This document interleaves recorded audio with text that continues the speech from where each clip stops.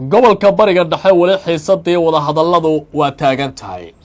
dowladda Iiraan waxa ay wadataa shuruudo hor leh taas oo ay ku xirayso wafdiga wada xaajoodka ka qayb galaya in ay u dirayso magaalada Islaamabad ka hor inta aan wada xaajoodka la gelin waa in la meel mariyaa ay leedahay qodobada aan wadano. Trump waxa uu leeyahay nabad baa ii muuqata, Iiraanna waa la sandulaynayaa meeshan inay yimaadaan. dagaal ka dhaca gobolka bariga dhexe ayaa aad loo muujinayaa iyadoo warar soo baxaya ay tilmaamayaan in kaydka gantaalaha ee dowladda Iiraan uu kor u sii kacayo 14 maalin ee xabad joojinta ahna ay dib u habaysay dowladda Iiraan ciidamadeeda. halka Mareykanku uu leeyahay kaydka ciidamadeena ayaa sidoo kale la diyaariyay xilli toddobaadkan ay soo baxayeen diyaarado tirabeela oo ka dhoofaya dalka Jarmalka una socday bariga dhexe oo sanado military wada oo Mareykan inay halkaasi gaarayeen.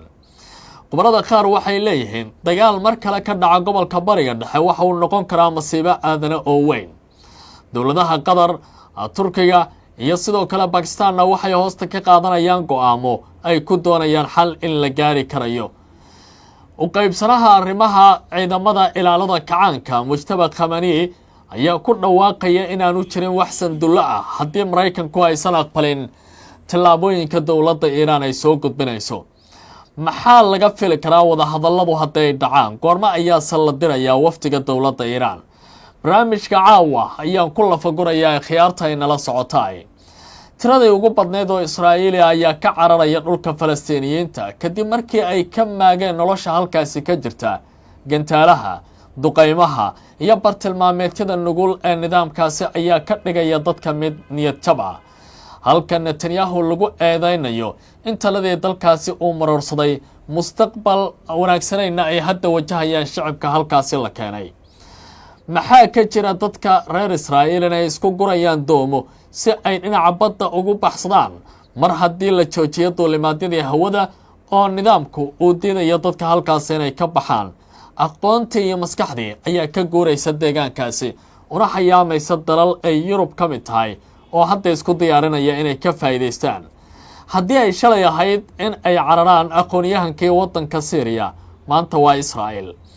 war baan si gaara uga eegaya arrintan iyo warbixin cilmi baarisa oo si gaara looga qoray arrintan la yaab kale. waxaan sidoo kale eegayaa Trump oo waraysi uu bixiyo oranaya haddii aan Iiraan sii dayno shaki male in Israa'iil gobolka bariga dhexe laga waynayo. maxay tahay sababta? intaaba barnaamijkan fiidnimo ee caawa ayaad ku ogaan doontaan khiyaarta ay nala socotay. waa 21 April sanadka 2026. waa Cabdicasiis Barrow idile. ku soo dhawaada YouTube-ka oo subscribe saara. haddii dhinaca Facebook aad nagala socotana sharaf ayay noo tahay inaad follow ina soo tiraado. waa mahadsantiin. ma ogtahay in dhakhtar Shaafici Aadan Dirir loo aqoonsaday dhakhtarka ugu wanaagsan qaliimada dalkeena Soomaaliya ahna dhakhtarkii ugu horeeyay ee wax ku qala qalabka casriga ah ee laparoscopiga ama laserka. maalin waliba waxa uu heega kugu yahay isbitaalka Shaafici ee magaalada Muqdisho ee hore u gaar. dowladda Jamhuuriyadda Islaamiga ah ee Iiraan wali waxay ku adkaysanaysaa in aanay dirayn waftigeeda ilaa inta shuruudda laga wada hadlayo qaarkood looga tanaasulo nidaamkaasi. tani waxay walaac ku abuuraysaa dowladaha gobolka sida Qatar, Masar, Turkiga iyo Pakistan oo dadaalo ku bixinaya sidii dowladda Iiraan loo keeni lahaa miiska wada xaajoodka. dowladda Iiraan ayaa soo bandhigtay mowqifkeeda ugu dambeeya ee ku saabsan wada hadallada ay la yeelan karayso dowladda Mareykanka iyadoo sidoo kale iftiimisay qorshayaal ku aadan suurtagalnimada wafdi loo diri karo dalka Pakistan. warbixin uu soo gudbiyay madaxa Al Jazeera ee Tehran ayaa sheegaya in mas'uuliyiinta Iiraan ay wali ka fiirsanayaan shuruudo cusub oo la xiriira wada hadallada isla markaana aanay jirin bay yiraahdeen go'aanka madambaysa oo la gaaray. Iiraan ayaa carabka ku adkaysay in wada xaajoodyadu ay ku saleysnaan doonaan ilaalinta danaha qaranka iyo amniga iyo sidoo kale waxa ay sheegeen inaysan aqbali doonin wax cadaadisa oo kaga iman doona dhinaca Mareykanka waxana ay tilmaameen inay diyaar u yihiin in wadankooda ay difaacaan. sidoo kale wararka ka imaanaya dalka Pakistan ayaa xaqiijinaya in door dhexdhexaadnimo ah oo ballaaran dowladdaasi ay ku jirto sidii xal looga keeni lahaa dhibaatooyinka colaadda ee ka taagan gobolkaasi. Islaamabad waxay codsanaysaa in la soo gabagabeeyo colaadda oo dhinacyada ay sameeyaan muddo dheerayn xabad joojin ah taasi oo la hordhigay dowladda Mareykanka. hase haatee Trump ayaa weli ku andacoonaya in waqtiga uu gabaabis yahay ayna ku adag tahay muddo kale in uu bixiyo xabad joojin ah taasoo muujinaysa weli dowladda Washington inay ka fiirsanayso suurtagalnimada dagaalka in dib loogu laabto. wasiirka amuraha dibadda dalka Pakistan ahna ra'iisul wasaare ku-xigeenka waddankaasi Maxamed Isxaaq Dar ayaa ku baaqay in la xoojiyo wada xaajoodka iyo wada hadalka u dhaxeeya Mareykanka iyo Iran si loo gaaro buu yiri xasilooni waarta oo gobolka.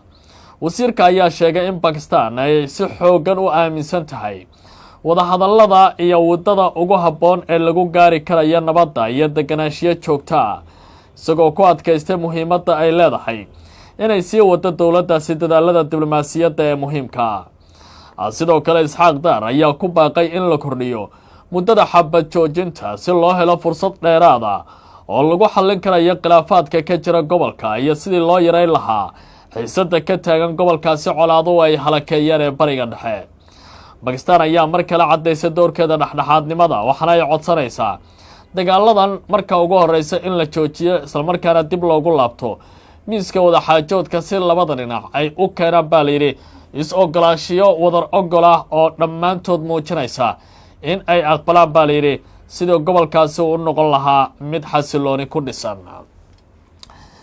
madaxweynaha dalka Mareykanka Donald Trump oo waraysi siiyay mid ka mid ah telefishinada waaweyn ee Mareykankana waxa uu goor dhawey tilmaamay in uusan rajo badan ka qabin dagaalada gobolka bariga dhexe in dib loogu laabto taa beddelkeedana ay suuragal tahay in la isla qaato heshiis ballaaran oo weyn. waraysi uu siiyay telefishinka CNBC ayaa Trump waxa uu sheegay in Iran aysan wax doorasho haysan oo aan ka ahayn buu yiri inuu wafdi u dirto wada hadalka isagoo muujiyay in natiijadu ay noqonayso gool iyo heshiis la isla gaaro. Trump ayaa carabka ku adkeeyay in cunaqabataynta la saaray Iran ay ahayd mid guul ah isla markaana Mareykanku uu si wanaagsan ula tacaalaya xaaladda inkasta uu dhaliilay hoggaanka sare ee dowladda Iran oo ku tilmaamay kuwa macangageena oo aan ogoleyn buu yiri nabad ka islaxda gobolka bariga dhexe.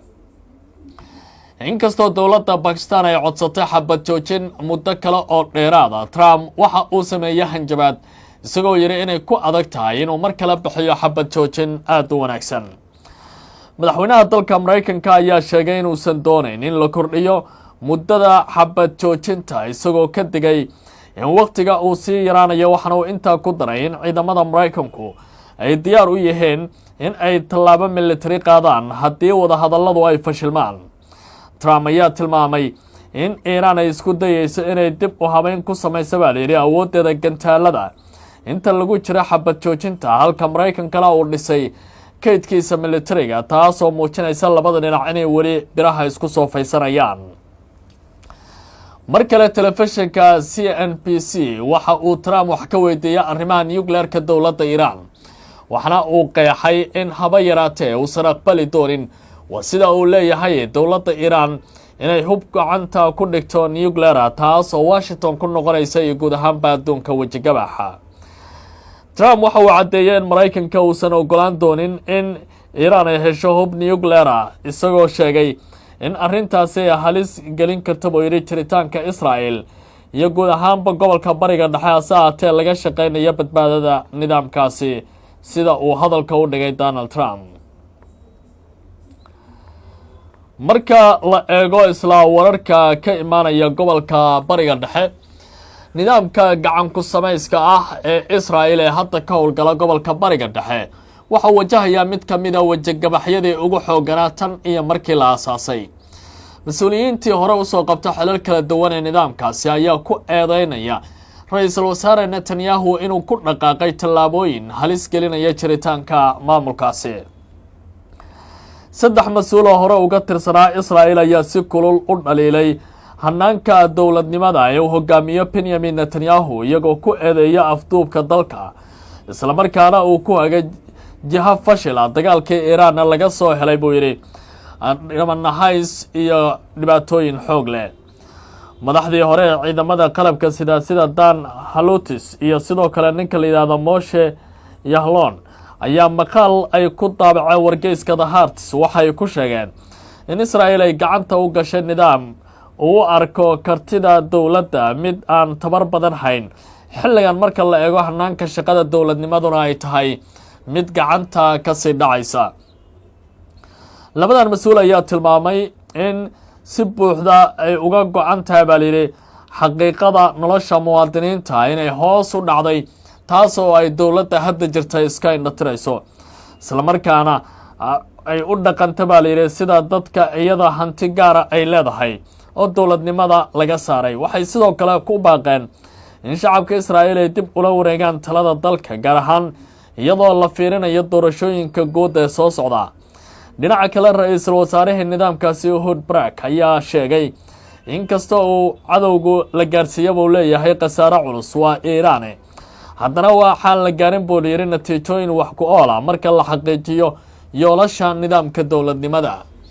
waa cadaadiskii ugu cuslaa oo gudaha Israa'iil ka bilaabanaya iyadoo talada uu gacanta ku hayo ra-iisul wasaare Benjamin Netanyahu dadkuna ay dareemayaan in nidaamka dowladnimadu ay wax weyn iska bedelayaan tii oo ay soo baxayaanba warar kale oo culus oo ay qorayaan macaahidda waaweyn ee daraasaadka adduunka. warbixin cilmi baaris lagu dhisay oo la sii daayay kana baxday telefishinka Al Jazeera ayaa lagu tilmaamay in dadkii ugu badnaa oo Israa'iil ay ka cararayaan gudaha dhulka la haysta ee Falastiiniyiinta kadib markii dadkaasi ay u dulqaadan waayeen nolosha sii cakirmaysa ee ka jirta deegaanadaasi iyo xaaladda faraha ka sii baxaysa iyo waliba kooxaha mintidka ah oo talada dalkaasi aada ugu sii dhowaanaya. tani laguma tilmaami karo in nidaamkaasi guud ahaantiiba uu burburay hase haatee habdhaqanka dadku waxay muujinayaan in xiisada ka taagan gobolka bariga dhexe khasaaraha ugu ballaaran uu ka soo gaaray nidaamkaasi gacan ku samayska. warbixin iyo falanqeyno kala duwan ayaa muujinaya in Israa'iil ay wajahaysa caqabado ka soo gaaray dagaaladii ugu dambeeyay iyadoo tirada dadka ka cararaya nidaamkaasi ay aada u sii kordhayaan.